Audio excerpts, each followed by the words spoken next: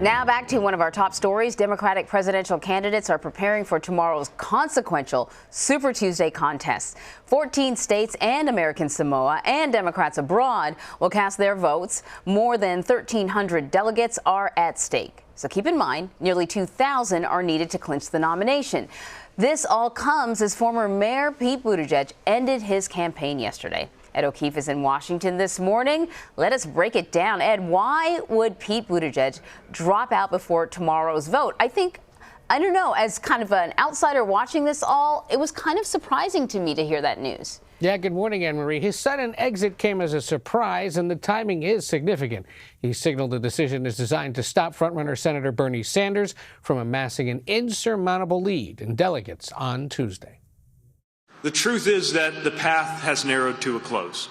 Former Mayor Pete Buttigieg, the first openly gay candidate for president, brought his historic candidacy to an end in his home state. The best way to keep faith with those goals and ideals is to step aside and help bring our party and our country together.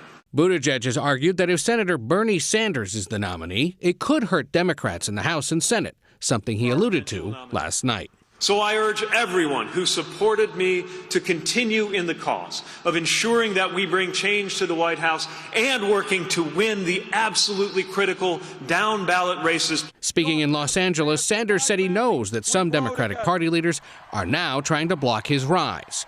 But he encouraged Buttigieg's supporters to join him. I just want to welcome all of his supporters into our movement. A January CBS News Battleground Tracker poll found that among Buttigieg's supporters, their second choice would be Senator Elizabeth Warren, followed by former Vice President Joe Biden. Just days ago, the press and the pundits declared my candidacy dead. Now, thanks to the heart of the Democratic Party in South Carolina, I'm very much alive. Coming off a decisive victory in South Carolina, Biden focused his attacks on Sanders. People they're not looking for revolution, they're looking for results. With 6 candidates still in the race, former Mayor Michael Bloomberg told 60 Minutes he won't quit, even if he doesn't finish in the top 3 on Tuesday. You'll keep going? Yeah, sure. There's an election 7 or so days later. There's another one 14 days later. All right, Ed. So Buttigieg dropped his choice to drop out is coming right after Tom Steyer's exited the race after the South Carolina primary, right? So, of course, the conversation is, what does this mean moving forward? Where will those supporters go? Will they break along ideological lines? Because we have sort of, moderate candidates. So does that mean a boost to, say, a Joe Biden, who's a moderate candidate? Or should we be looking at the demographics? So, what sort of voters were gravitating towards Buttigieg and Steyer's, and where will they go? Well, if you look at those numbers we mentioned in the piece from January, the second choice of Buttigieg supporters is Elizabeth Warren. So it would break down by neither ideological nor demographic lines, potentially, because she's a woman and she's a liberal. He was a guy and he's a moderate. And so, we'll just have to see. That was last month. Things have obviously changed. I think the point he made and that he wanted his supporters to hear is that it's time for the party to unify. He's made clear that Bernie Sanders is not his top choice, that he's very worried about the detrimental effects it could have on the party should he be the nominee. We worked the phones last night to try to see if we should expect an endorsement. We were told none would come last night. We will see about today. We know that he exchanged voicemails with former Vice President Biden. The issue was that Biden was going from Virginia to Texas, while Buttigieg was going from Alabama back home to Indiana. So there's a good likelihood that at some point today, perhaps they will connect, and we'll see if Buttigieg decides to throw his support for him. If he does, what effect would that have? Look, Buttigieg wasn't leading in any of these states, but, a few percentage points of support that might have otherwise gone to the mayor, going instead to either the vice president or somebody else, could definitely help, when really the goal across these 14 states tomorrow is not to win the state. It's to hit at least 15%, what they call viability, in order to accrue delegates either at the congressional district or state level.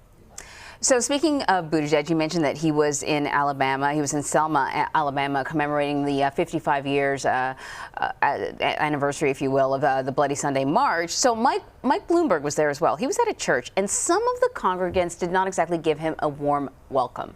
Can you explain what happened and why? Yeah, blacks, well, they turned their back on him. And it's, essentially because of what went on with the stop and frisk policing policy in New York.